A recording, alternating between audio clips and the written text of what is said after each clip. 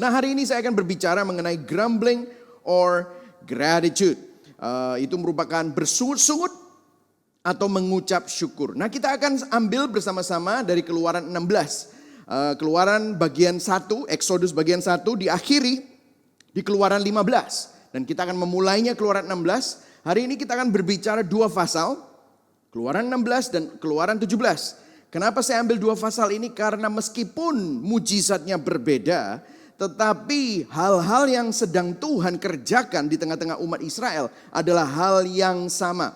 Keluaran 16 berbicara tentang bangsa Israel yang sedang kelaparan. Dan kemudian Keluaran 17 berbicara mengenai bangsa Israel yang sedang kehausan. Kelaparan dan kehausan. Dan dua-duanya dipenuhi oleh Tuhan. Dan kita akan melihat prosesnya dan apa yang Tuhan mau sampaikan kepada kita semua. Dan saudara melihat bagaimana bangsa Israel itu mempunyai sikap yang bersungut-sungut. Yang sangat mirip dengan kehidupan kita sekarang. Dan kemudian kita akan masuk gospel connection. Bagaimana ternyata semua ini merupakan bayangan dari perjanjian baru. Dari Injil Yesus Kristus. Dan digenapi. Dan bahkan untuk kita sekarang kebenarannya seperti apa. Oke? Kita akan buka bersama-sama di Keluaran 16 ayat 1 sampai 3 kita akan mulai. Saya akan bacakan yang ganjil, saudara baca yang genap bersama-sama. Saya minta saudara berpartisipasi karena iman datang dari pendengaran, pendengaran akan firman Kristus. Ayat yang pertama. Setelah mereka berangkat dari Elim, tibalah segenap jemaah Israel di padang gurun Sin yang terletak di antara Elim dan gunung Sinai. Pada hari yang ke-15 bulan yang kedua, sejak mereka keluar dari tanah Mesir. Ayat yang 2, saudara baca sama-sama. Di padang gurun itu bersungut-sungutlah segenap jemaah Israel kepada Musa dan Harun. Ayat 3, dan berkata kepada mereka, kalau kami mati tadinya di tanah Mesir oleh tangan Tuhan, ketika kami duduk menghadapi kuali berisi daging dan makan roti sampai kenyang. Sebab kamu membawa kami keluar ke padang gurun ini untuk membunuh seluruh jemaah ini dengan kelaparan. Wow, ini kita sudah melihat ceritanya ya saudara ya. Nah kalau saudara perhatikan ini adalah kali ketiga bangsa Israel bersungut-sungut dan mengeluh dan marah kepada Musa. Nah saudara perlu sadar, kalau bangsa Israel bersungut-sungut dan mengeluh kepada Musa, Musa adalah pemimpin yang ditetapkan Tuhan untuk memimpin bangsa Israel. Maka sebenarnya bangsa Israel sedang bersungut-sungut, marah dan mengeluh kepada Tuhan. Nah pertama kali waktu mereka mengeluh, apa yang terjadi? Mereka mengeluh waktu mereka baru pertama kali keluar dari Mesir, kemudian dikejar oleh tentara Mesir. Itu di pasal 14 ayat 11. Mereka bilang begini, apakah karena tidak ada kuburan di Mesir, maka engkau membawa kami untuk mati di padang gurun ini? Wow, bayangkan saudara. Jadi mereka menuduh Tuhan untuk mengeluarkan mereka dari Mesir supaya mereka mati di padang gurun, bahkan menyindir Tuhan. Apa enggak ada kuburan di Mesir? Wah, kata-katanya itu menyakitkan sekali saudara ya. Kemudian pasal 15 juga, waktu setelah mereka dilepaskan dari kejaran tentara Mesir, laut terbelah menjadi dua, laut merah terbelah. Mereka melewati laut merah, mereka aman, masuk ke padang belantara, mereka kehausan dan mereka sampai di Mara. Airnya pahit. Dikatakan di ayat yang ke-24 pasal 15. Lalu bersungut-sungutlah bangsa itu kepada Musa, kata mereka, apakah yang akan kami minum? Mereka bilang, kamu mau bawa kami mati ya di sini? Wah, karena airnya tidak bisa diminum. Dan kemudian di Keluaran 15 bagian terakhir, Tuhan membawa bangsa Israel ke Elim. Ayat 27 dikatakan di Elim di situ ada 12 mata air, 70 pohon kurma. Mereka berkemah di tepi air itu. Wah, mereka mengalami pertolongan Tuhan. Baru selesai dari Elim mereka berangkat masuk ke padang pasir. Ayat pasal 16, dan di sini mereka bersungut-sungut lagi. Nah, saudara, saya ingin memberikan ilustrasi kepada saudara ya. Sebelum saya masuk ke dalam penjelasannya. Minggu lalu di Katekismus Reformasi kita sempat melihat ada ilustrasi mengenai gambar ini. Kalau saudara perhatikan, orang tersebut sedang memfoto lantainya bukan karena lantainya bagus, tetapi karena lantai itu adalah lantai kaca, glass floor. Sehingga saudara, lantai kaca yang menggantung berapa ratus lantai di atas tanah. Sehingga waktu Anda melihat ke bawah, Anda bisa melihat betapa tingginya gedung itu. Nah kalau ini adalah picture yang saya foto yang saya temukan di internet mengenai CN Tower. Nah saya coba kasih saudara satu lagi fotonya. Ini adalah foto dari Oriental Pearl Tower di Shanghai. Nah, ini gedung nomor 5 tertinggi di dunia. Coba bayangkan anak kecil itu di situ seakan-akan dia terbang, saudara. Nah, di Katekismus Reformasi minggu lalu kita mendengar suatu ilustrasi yang sangat bagus mengenai iman. Nah, kalau ada gedung tinggi yang mempunyai fitur lantai kaca yang menggantung dan orang bisa berjalan di atasnya dan melihat langsung ke bawah, lalu ada 2 macam orang yang lewat lantai itu. Orang yang pertama akan berjalan dengan jingkat-jingkat, hati-hati, bahkan ketakutan, dia harus pegangan. Padahal baru saja dia lewat lantai yang tidak ada kacanya, dia bisa dengan tenang jalan. Tetapi waktu begitu dia lewat di kaca, padahal kaca itu tebalnya puluhan senti, lebih tebal bahkan dibandingkan dengan lantai yang baru dia lewati. Dan dia berjalan berjingkat-jingkat khawatir bila kaca tersebut retak atau pecah dan dia akan jatuh karena tidak kuat menahan bebannya. Sementara orang yang kedua berjalan dengan tenang, bebas, memiliki keyakinan yang besar. Bahkan dia berani lompat-lompat di atas kaca itu. Dan sangat mempunyai keyakinan yang besar akan kekuatan lantai kaca tersebut. Tapi saya mau tanya sama saudara, sebetulnya apa yang membuat mereka berdua selamat, sama-sama selamat dan aman di atas kaca tersebut? Apakah karena mereka memiliki iman yang besar? Karena yang satu kelihatannya imannya pas-pasan, tetapi yang satu kelihatannya confident sekali. Tetapi apakah imannya yang membuat dia mampu berjalan di atas kaca itu? Atau apakah karena orang itu punya iman yang cukup sehingga dia akhirnya berani berjalan di atas kaca itu? Apakah itu yang membuat mereka bisa selamat? Tidak, saudara. Sebenarnya bukan besarnya iman yang dimiliki oleh masing-masing orang itu, tetapi ketebalan dan kekokohan dari objek lantai kaca tersebut yang menahan kedua orang tersebut sehingga kedua orang tersebut tetap selamat dan tidak mengalami bencana apapun. Nah, kita sering sekali lupa akan kekokohan dan ketebalan dan kekuatan dari kesetiaan Tuhan kita. Yang tidak bisa mengingkari janjinya, yang tidak bisa mengingkari karakternya sendiri. Kita sering begitu takut, kita sering begitu khawatir karena lupa dan kurang sadar betapa kokohnya dan betapa tebalnya dan betapa kuatnya kuasa Tuhan, pencipta langit dan bumi yang sudah menyelamatkan saudara dan saya, orang berdosa yang sebenarnya tidak layak untuk diselamatkan. Benar, saudara? Coba renungkan, saudara. Seringkali seperti bangsa Israel, kita menjadi orang yang bersungut-sungut. Seringkali seperti bangsa Israel, kita begitu mudah lupa akan keadaan yang seringkali menghimpit kita. Dan kita lupa akan kebaikan Tuhan dan kebesaran Tuhan dan kekokohan Tuhan. Nah, kalau sudah perhatikan di sini dikatakan apa? Keluaran 16 ayat 1 dan 2. Setelah mereka berangkat dari Elim. Elim adalah tempat di mana ada mata air dan pohon kurma. Mereka tiba di padang gurun Sin yang terletak di antara Elim dan Gunung Sinai. Dan ayat yang kedua dikatakan di padang gurun itu apa? Bersungut-sungutlah segenap jemaah Israel dan kepada Musa dan kepada Harun. Dan ayat yang ketiga dikatakan apa? Dan berkata kepada mereka, kalau kami mati tadinya di tanah Mesir. Coba sudah perhatikan di sini, mereka selalu mengingat tanah Mesir. Mereka selalu melihat ke belakang. Dan saudara tahu ini bersungut-sungut adalah kebiasaan bangsa Israel. Saudara akan melihat selanjutnya akan selalu bersungut-sungut. Ini menjadi sebuah pengulangan yang konsisten dari karakter bangsa Israel. Dan mereka terus berjalan dengan hati yang bersungut-sungut dan ketidaktaatan kepada Tuhan. Oh, betapa cepatnya mereka. Oh, betapa cepatnya kita melupakan kebaikan Tuhan dalam hidup kita. Baru saja diselamatkan dari cengkraman belenggu perbudakan Mesir selama 430 tahun. Baru saja Laut Merah terbelah. Baru saja air yang menjadi pahit dimara menjadi manis. Baru saja mengalami Elim di mana ada 12 mata air dan pohon kurma. Sudah lupa.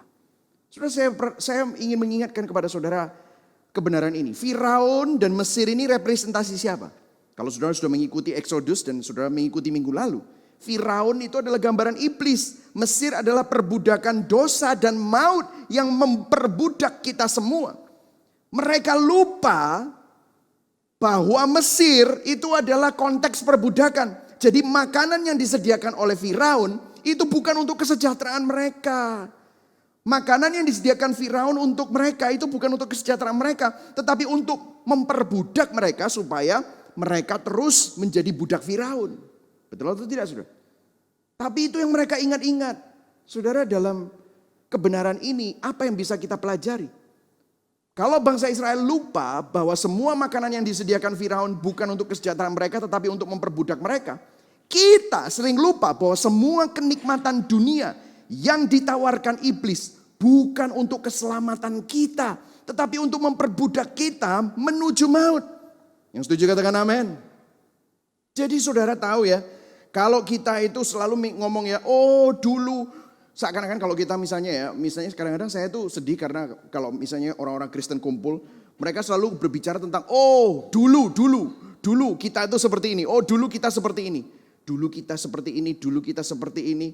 Seakan-akan sekarang itu membosankan, tetapi hidup kita yang dulu lebih seru dan lebih menyenangkan gitu. Saudara coba bayangkan, ini problem saudara. Kenapa? Seperti bangsa Israel, oh dulu di Mesir, oh dulu waktu gua masih suka dugem, itu seperti kita. Oh dulu gua waktu masih single, oh dulu waktu hidupku masih kacau. Kayaknya dulu itu lebih glorious, kayaknya dulu lebih seru. Bangsa Israel waktu ngomong dulu di Mesir mereka lupa bahwa mereka itu sedang diperbudak. Waktu kita tergoda oleh masa lalu kita tuh lupa bahwa kita sedang diperbudak oleh dosa. Dan dosa itu memperbudak untuk kita menuju maut, saudara. Saudara, kita perlu ingat akan hal ini. Jadi jangan selalu mengingat masa lalu tanpa Tuhan. Dan kita bilang itu adalah masa yang lebih baik. Siapa bilang saudara? Itu adalah tipuan iblis. Nah, kalau saudara melihat pola dari bangsa Israel, mungkin kalau saya jadi Tuhan, udah dimusnahkan aja. Tapi lihat apa yang Tuhan lakukan. Wah, ini luar biasa apa yang Tuhan lakukan. Mestinya Tuhan itu layak dan Tuhan itu sebenarnya bisa untuk menghancurkan bangsa Israel. Bisa untuk menghukum bangsa Israel karena sungut-sungut mereka, karena ketidakpercayaan mereka. Tetapi lihat di Keluaran 16 ayat 4. Lalu berfirmanlah Tuhan kepada Musa, sesungguhnya aku akan menurunkan dari langit hujan roti bagimu. Maka bangsa itu akan keluar dan memungut tiap-tiap hari sebanyak yang perlu untuk sehari. Supaya mereka kucoba apakah mereka hidup menurut hukumku atau tidak. Ayat yang kelima. Dan pada hari yang keenam apabila mereka memasak yang dibawa mereka pulang. Maka yang dibawa itu akan terdapat 2 kali banyaknya dari apa yang dipungut mereka sehari-hari. Ayat yang keenam. Sesudah itu berkatalah Musa dan Harun kepada seluruh orang Israel. Petang ini kamu akan mengetahui bahwa Tuhanlah yang telah membawa kamu keluar dari Mesir. Saudara, luar biasa sekali. Bukan hukuman yang Tuhan jatuhkan. Tetapi pertolongan yang Tuhan berikan. Bukan api dari langit. By the way, bangsa Israel begitu masuk padang gurun, ada tiang awan yang melingkupi mereka pada waktu panas terik matahari. Pada waktu malam padang gurun itu dingin, ada tiang api. Mereka juga lupa akan kebaikan Tuhan akan itu. Mereka lupa semua. Mestinya mereka dihukum. Tetapi lihat, anugerah kasih karunia Tuhan menolong mereka lagi. Dikatakan aku akan menurunkan dari langit hujan roti bagimu. Dan setiap hari disuruh ambil. Dan ambilnya harus secukupnya. Tidak boleh lebih, tidak boleh kurang. Dan pada hari yang keenam suruh ambil double portion. Supaya hari Minggu, hari Sabat mereka tidak perlu bekerja. Karena hari Sabat itu mereka bisa memakan roti yang kemarin. Tetapi begitu bukan hari Sabat. Roti itu harus cukup 1 hari saja. Begitu lebih, besoknya busuk saudara. Wah, ini sesuatu yang sangat-sangat luar biasa. Dan nama dari roti itu adalah mana. Mana. Itu artinya apa? Apa itu? Mana, karena mereka benar-benar tidak tahu harus menyebut apa. Nah saudara, perhatikan di sini. Ada sesuatu yang perlu kita pelajari. Ada yang menarik di sini. Bahwa di dalam ayat-ayat berikutnya Tuhan memberikan kepada umatnya begitu spesifik, instruksinya begitu spesifik. Bagaimana mereka harus mengumpulkan roti ini. Nah, waktu saya menyelidiki beberapa buku, apa kata para ahli Alkitab Perjanjian Lama mengenai hal ini. Dan pada saat ia menyiapkan khotbah ini, ada 2 hal. Ada 2 ahli Alkitab Perjanjian Lama yang memiliki pandangan yang sama. Mengenai apa sebabnya Tuhan begitu spesifik dalam memberikan instruksi waktu bangsa Israel mengumpulkan mana setiap hari. Intinya begini. Kalau saya bisa simpulkan Dalam bahasa Inggris itu begini, saudara. Will you trust God when God's way is different than yours? Maukah kita percaya kepada Tuhan saat cara Tuhan berbeda dengan cara kita? Saudara, cara Tuhan itu sangat-sangat luar biasa. Kenapa? Karena begitu spesifik. Dia bilang begitu mana datang, itu mana dari langit datang.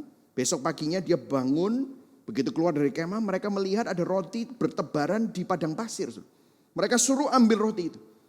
Nah saudara, kalau kita orang Indonesia, kita orang Asia melihat roti begitu banyak dan kita sudah kelaparan, apa yang terjadi? Saudara pasti akan ambil lebih. Akan berpikir ini saya buat simpan, buat untuk apa? Besok atau buat nanti malam atau buat mungkin kalau nggak cukup, gimana kalau rotinya tidak datang lagi? Betul atau tidak, saudara? Tetapi pada saat itu Tuhan ingin memberikan suatu instruksi. Jangan ambil lebih, hanya ambil cukup. Nah, kisah ini merupakan suatu poin penting dalam kehidupan iman kita kepada Tuhan. Iman bangsa Israel kepada Tuhan ini direferensikan berulang-ulang sepanjang perjanjian lama. Mana akan menjadi simbol penting bagi penyediaan Allah atas umatnya. Jadi saya akan masuk ke sini dan berbicara tentang mana dan menggambarkan ada 2 poin, saudara. Yang pertama, saudara ya. Jadi begini, make sure saudara mengerti ini ya. Seperti tadi poinnya adalah, maukah kita percaya kepada Tuhan saat cara Tuhan berbeda dengan cara kita? Dan mana itu membicarakan 2 hal. Yang pertama adalah, mana is satisfying the need. Mana memenuhi kebutuhan kita, benar. Tetapi yang kedua adalah, mana is sanctifying the heart. Mana itu juga menyucikan hati bangsa Israel. Ya, menyucikan hati bangsa Israel. Nah, saya akan bicara nomor 1 dulu. Mana is satisfying the need. Mana memenuhi kebutuhan kita. Coba kita lihat sama-sama. Ya. Jadi kita akan bicara mana is satisfying the need. Memenuhi kebutuhan kita. Nah, kita lihat sama-sama di ayat 15, Keluaran 16, ayat 15b sampai 18. Ini dikatakan dengan begitu jelas, instruksinya seperti apa. Musa berkata kepada mereka, inilah roti yang diberikan Tuhan kepadamu menjadi makananmu. Mereka bingung melihat roti dari langit besok paginya.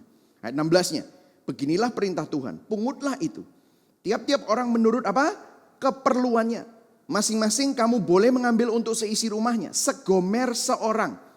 Segomer itu kayak satu tempat untuk 1 orang.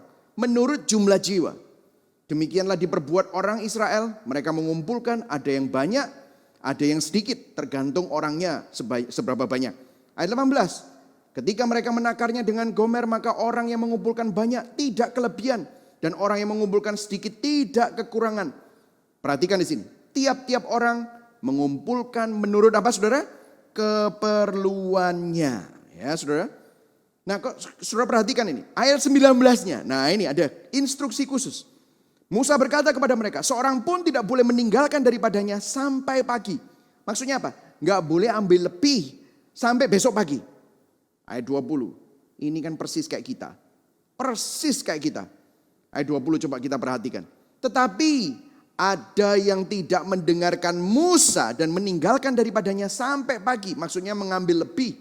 Lalu berulat dan berbau busuk. Maka Musa menjadi marah kepada mereka. Jadi intinya roti apapun yang tersisa pada akhir hari. Kalau tidak dimakan akan membusuk sebelum hari berikutnya. Kenapa? Coba perhatikan saudara. Kenapa? Because God wants to fulfill. Karena Tuhan ingin memenuhi kebutuhan mereka hanya hari itu saja, saudara. Karena Tuhan ingin mereka pergi keesokan harinya dan percaya bahwa mana akan ada di sana menunggu mereka. Bahwa Tuhan akan selalu setia menyediakan apa yang mereka butuhkan. Dan pada hari yang baru mereka akan bangun dan mengumpulkan bagi mereka apa yang mereka butuhkan lagi untuk hari itu. Bukankah ada ayat yang mengatakan bahwa kasih-Nya selalu baru setiap pagi. Anugerah-Nya selalu baru setiap pagi. Tuhan pada saat itu sedang mengajar umat-Nya. Cara baru untuk memahami iman kepada Tuhan itu seperti apa. Penyediaan dari Allah itu seperti apa. Bahwa mereka harus percaya bahwa Tuhan yang setia memenuhi kebutuhan mereka setiap hari. Yang setuju katakan amin. Saudara, kalau sudah dengar ini bukan berarti saudara nggak usah kerja. Tetapi sikap hati kita. Bagaimana kita bisa percaya kepada Tuhan? Bagaimana kita bisa rest kalau Tuhan yang menyelamatkan kita keluar dari perbudakan dosa. Kalau Tuhan yang menyelamatkan bangsa Israel keluar dari perbudakan Mesir melalui Musa. Kalau kita yang sudah diselamatkan dari kutuk dosa melalui Musa yang sempurna yaitu Yesus Kristus. Bagaimanakah mungkin dia meninggalkan saudara? Bagaimanakah mungkin provisi penyediaan Tuhan tidak sempurna dalam hidup saudara? Jadi yang pertama, Tuhan ingin mengajar bangsa Israel bahwa Tuhan selalu memenuhi kebutuhan mereka. Selalu setia memperhatikan mereka satu demi satu. Tetapi yang kedua, mana bukan hanya memenuhi kebutuhan mereka, tetapi mana juga menyucikan hati mereka, saudara. Saudara perhatikan di sini, luar biasa sekali. Mungkin saudara dengar ini, dari sudut pandang kita tampaknya cukup mudah ya. Mudah kan? Dibilang gini, kamu akan dapat roti dari langit setiap hari. Ambil cukup saja, tidak boleh lebih. Siap, oh, kan begitu kan? Siap Tuhan. Kalau lebih langsung busuk, berulat, berbau busuk. Mungkin ada yang dablek ya, ada yang membangkang, maka mereka mengalami konsekuensinya. Sehingga apa yang mereka ambil lebih berbau busuk dan berulat. Nah, tapi kalau saudara perhatikan, kenapa ini sangat penting? Tampaknya gampang dan cukup jelas untuk saudara dan saya. Saudara perlu memahami bahwa masyarakat bangsa Israel pada saat itu adalah masyarakat yang agraris. Saudara tahu agraris, saudara pernah belajar ya? Agraria, artinya mereka adalah masyarakat yang bercocok tanam. Nah, perhatikan di sini, cara penyediaan Tuhan sangat bertentangan dengan pemahaman mereka dan gaya hidup mereka, saudara. Coba bayangkan, kenapa?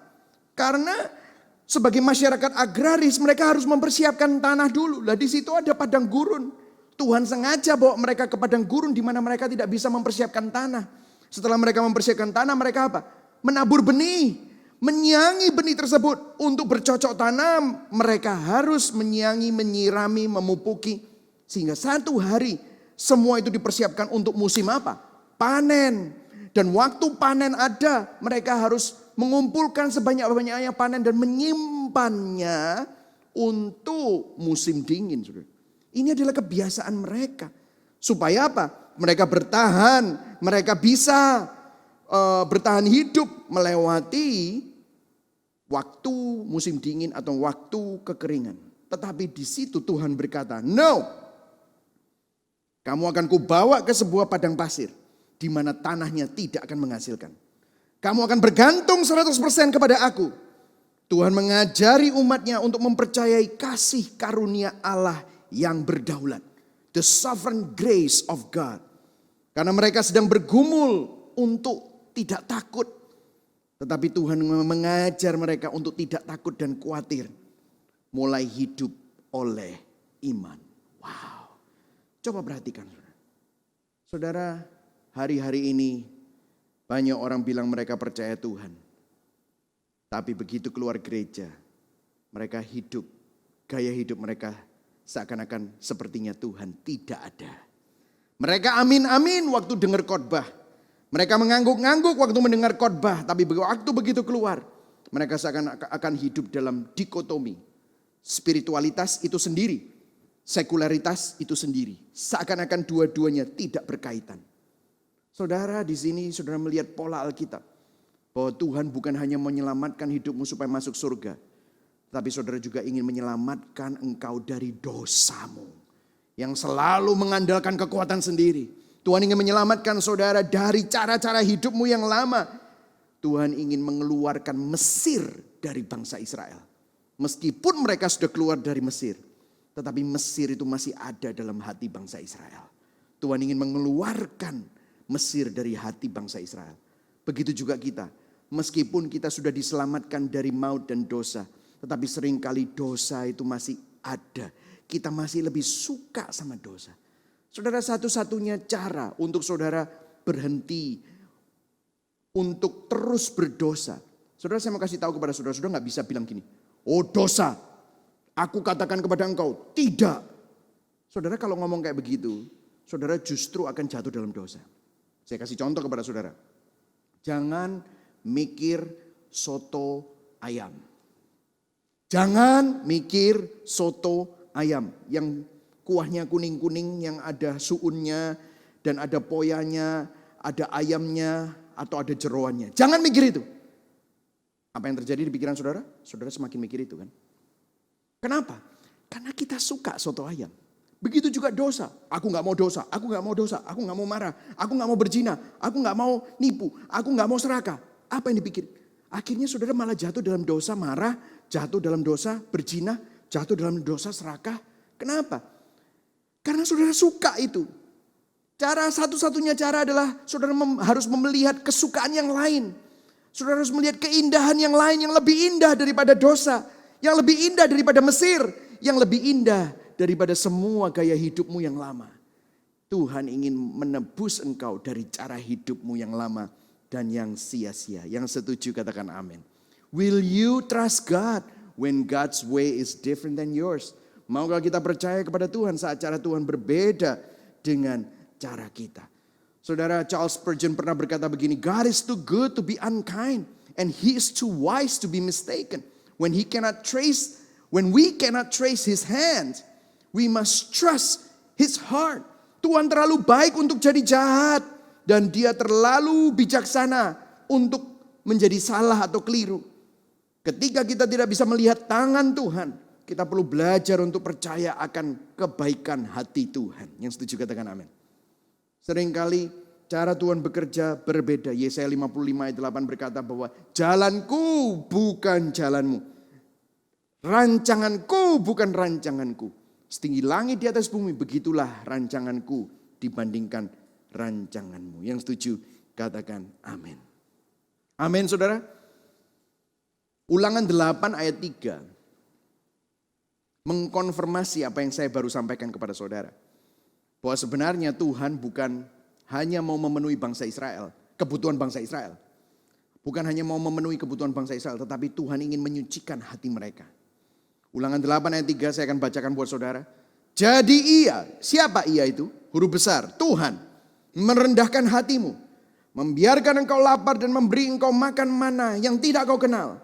Dan yang tidak dikenal oleh nenek moyangmu. Untuk apa? Untuk membuat engkau mengerti. Bahwa sama-sama baca, manusia hidup bukan dari roti saja, tetapi manusia hidup dari segala yang diucapkan Tuhan. Saudara, kadang-kadang Tuhan izinkan kita melewati masa padang gurun. Supaya kita sadar bahwa hidup kita bukan diciptakan. Kita diciptakan bukan untuk dunia. Seringkali yang kita bingungkan adalah hal-hal yang sangat duniawi. Hal-hal yang kita cari adalah hal-hal yang ada di dalam dunia yang fana ini. Padahal itu semuanya sia-sia. Tuhan ingin supaya kita tidak hidup di sana. Tuhan pada saat itu sedang mencoba mengajar umatnya cara baru. Untuk memahami penyediaan Allah bahwa mereka harus percaya bahwa Tuhan berdaulat. Tuhan penuh dengan kasih karunia memenuhi kebutuhan mereka. Yang setuju katakan amin. Nah saudara, disinilah Injil palsu dan pesan-pesan motivasi dan moral di dalam gereja seringkali gagal paham. Saudara, saya ingin sekali supaya saudara mulai bisa mengenali Injil palsu. Saudara, banyak Injil palsu kelihatannya pakai Yesus, pakai ayat Alkitab, kita disuruh melakukan ini dan itu untuk keluar dari masalah, for example. Apakah ada yang salah? Tidak ada yang salah, tetapi fokusnya kalau hanya keluar dari masalah, itu yang salah.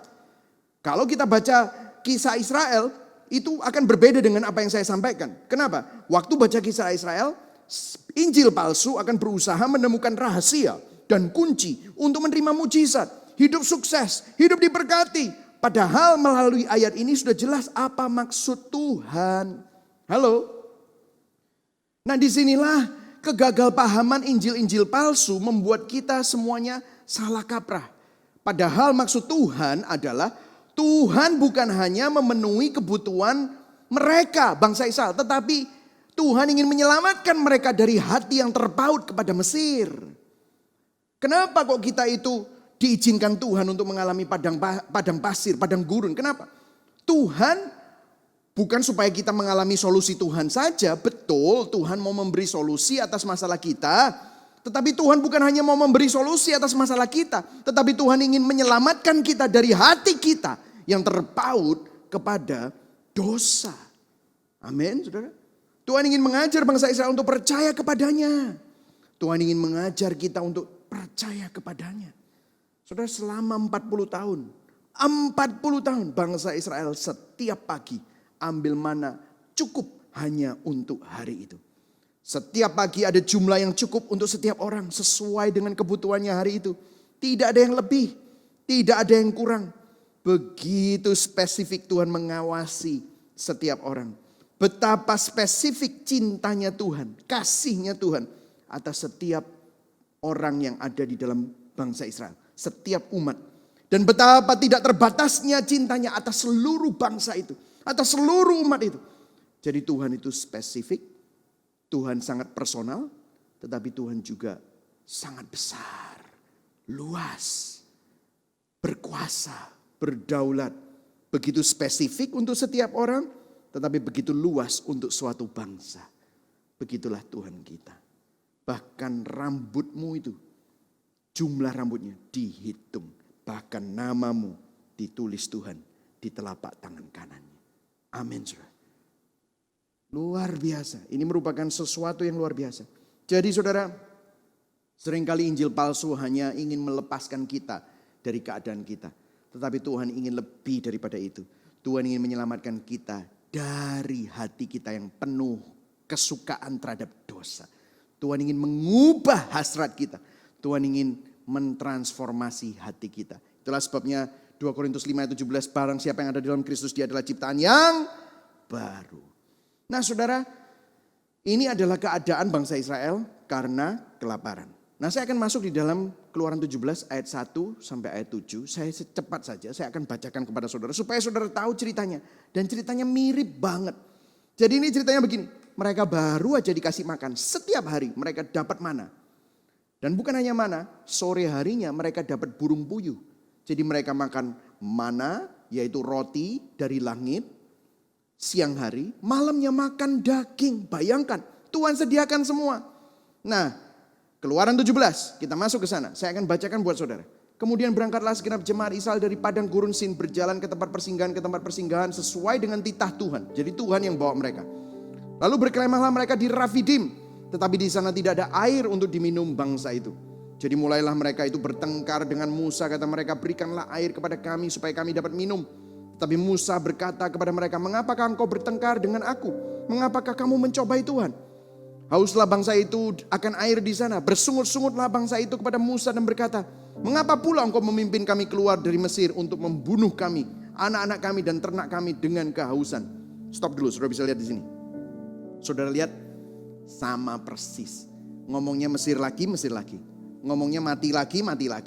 Ngomongnya apa? Anak cucu kami akan mati di sini. Tapi kali ini bukan kelaparan tetapi kehausan. Coba saudara lihat terusnya. Selanjutnya, ayat yang keempat. Lalu berseru-serulah Musa kepada Tuhan, katanya, apakah yang akan kulakukan kepada bangsa ini? Sebentar lagi mereka akan melempari aku dengan batu. Ayat yang kelima, berfirmanlah Tuhan kepada Musa, berjalanlah di depan bangsa itu dan bawalah beserta engkau beberapa orang dari antara para tua-tua Israel. Bawalah juga di tanganmu tongkatmu yang kau pakai memukul sungai Nil. Dan pergilah. Ayat 6, maka aku akan berdiri di sana di depan di atas gunung batu di Horeb. Haruslah kau pukul gunung batu itu. Dan dari dalamnya akan keluar air sehingga bangsa itu dapat minum. Demikianlah diperbuat Musa di depan mata tua-tua Israel. Ayat 7. Dinamainyalah tempat itu Masa dan Meriba. Oleh karena orang Israel telah bertengkar dan oleh karena mereka telah mencobai Tuhan dengan mengatakan, adakah Tuhan di tengah-tengah kita atau tidak? Wow. Jadi ceritanya mereka kehausan, mereka mau melempari Musa dengan batu. Dan kalau sudah perhatikan kata-kata di situ adalah kata-kata yang dipakai adalah kata-kata yang ada hubungannya dengan kata-kata yang bersifat hukum. Jadi seperti sebuah pengadilan. Jadi mereka menuntut Tuhan untuk memberikan mereka minum. Mereka bukan menunggu dan percaya kepada kesetiaan Tuhan, tetapi mereka menuntut Tuhan untuk memberikan apa yang mereka butuhkan. Padahal selama ini Tuhan sudah begitu setia untuk memberikan apa yang mereka butuhkan. kemudian mereka menuduh Musa. Mereka menolak dan mempertanyakan perlindungan Tuhan dan mempertanyakan hadirat Tuhan. Nah, di situ Tuhan bukan lagi menghukum. Di cerita ini kita melihat bahwa Tuhan respon bukan dalam murka, tetapi dalam belas kasihan. Kali ini dia melakukannya dengan sedikit berbeda. Dia kasih tahu Musa, Musa ambil tongkat, pukul batu itu sekali saja. Dan baru dari batu itu akan mengalir air untuk memberikan minum kepada umat Israel. Maka Musa mengambil tongkat dan memukul batu itu. Dan dari batu itu mengalir air untuk menyediakan minum kepada bangsa itu. Saudara, disinilah saya akan masuk ke dalam gospel connection. Saudara lihat, kalau saudara perhatikan, perjanjian lama adalah perjanjian baru yang belum terungkap. Perjanjian baru adalah perjanjian lama yang sudah disingkapkan. Saudara, sebenarnya seluruh kisah ini adalah simbol bahwa Allah menyediakan keselamatan bagi anak-anaknya secara penuh, komplit dan sempurna di dalam siapa? Yesus Kristus. Bagi mereka yang percaya kepada Yesus Kristus, kasih karunia-Nya segar, kasih karunia-Nya baru setiap pagi. Di cerita ini kita melihat Israel menghadapi interaksi yang sama, ujian yang sama, masalah yang sama. Ketika mereka sampai di tempat di mana mereka kehabisan air, sekali lagi mereka bersungut-sungut. Tetapi Tuhan merespon dengan meminta Musa memukul gunung batu, batu karang. Supaya dari batu karang itu keluarlah air. Saudara, simbolnya adalah bangsa Israel berdosa. Bangsa Israel meragukan Tuhan, mempertanyakan Tuhan, bersungut-sungut kepada Tuhan. Mestinya bangsa Israel layak untuk dihukum, layak untuk dipukul oleh tongkat Musa. Karena setiap kali tongkat Musa itu dipukulkan ke atas tanah Mesir, di situ ada tulah-tulah. Tetapi Tuhan memilih untuk memukul batu karang, bahasa Inggrisnya the rock, dan bukan bangsa Israel yang dipukul. Ini memberikan bayangan pada hari ketika Tuhan, karena begitu besar kasih Allah akan dunia ini, sehingga dia mengaruniakan anaknya yang tunggal, supaya barang siapa yang percaya kepadanya tidak binasa, melainkan memperoleh hidup yang kekal. Tuhan mengutus anaknya sendiri, pribadi kedua dari Allah Tritunggal, sekali dan untuk selamanya dipukul untuk keselamatan kita. Dihancurkan, menanggung semua ganjaran yang mendatangkan keselamatan ditimpakan kepadanya, supaya kita yang semestinya layak dihukum menerima air kehidupan. Kita yang mestinya layak untuk dibinasakan menerima roti hidup itu. Saudara, ada ayatnya di 1 Korintus 10 ayat 1-4 dikatakan dengan jelas. Rasul Paulus mengambil cerita yang sama tentang bangsa Israel. Aku mau supaya engkau mengetahui, saudara-saudara, bahwa nenek moyang kita semua berada di bawah perlindungan awan. Dan bahwa mereka semua telah melintasi laut. Untuk menjadi pengikut Musa, mereka semua harus dibaptis. Dibaptis dalam awan dan dalam laut. Ayat yang ketiga, mereka semua makan makanan rohani yang sama. Ayat yang keempat, mereka minum dari apa? Batu karang rohani yang mengikuti mereka. Dalam bahasa translasi yang asli, menyertai mereka. Dan batu karang itu ialah Kristus. Yesaya 53 ayat 5, sang batu karang Kristus dinubuatkan 700 tahun sebelum dia lahir oleh Yesaya. Yesaya 53 ayat 5 dikatakan apa? Tetapi dia tertikam oleh karena pemberontakan kita. Dia diremukkan oleh karena kejahatan kita. Ganjaran yang mendatangkan keselamatan bagi kita ditimpakan kepadanya. Supaya apa? Oleh bilur-bilurnya kita menjadi sembuh. Bukan hanya sembuh dari penyakit jasmani, tapi sembuh dari penyakit dosa. Upah dosa adalah maut. Itulah sebabnya Yesus yang menanggung maut. Ayat yang ke-6, Yesaya 53. Kita sekalian sesat seperti domba. Masing-masing kita mengambil jalannya sendiri. Tetapi Tuhan telah menimpakan kepadanya kejahatan kita sekalian. Bahasa aslinya strike, memukul anaknya sendiri. Saudara, Tuhan bukan hanya mau memenuhi kebutuhan saudara, tetapi Tuhan ingin menyelamatkan kita dari hati yang terpaut kepada dosa. Tuhan ingin supaya kita tidak lagi hidup dalam dosa. Tuhan mau kita percaya kepadanya, sehingga kita tidak terus menoleh kepada Mesir dan hidup kita yang lama. Kalau ngomongin tentang mana, Yesus pun juga pernah berbicara mengenai mana. Yohanes 6 ayat 32 sampai 35 berkata apa? Yesus sendiri yang bicara. Waktu orang-orang bicara tentang mana, kata Yesus kepada mereka, "Aku berkata kepadamu, sesungguhnya bukan Musa yang memberikan kamu roti dari surga, melainkan Bapa-Ku yang memberikan kamu roti yang benar dari surga. Karena roti yang dari Allah ialah roti yang turun dari surga dan yang memberi hidup kepada dunia."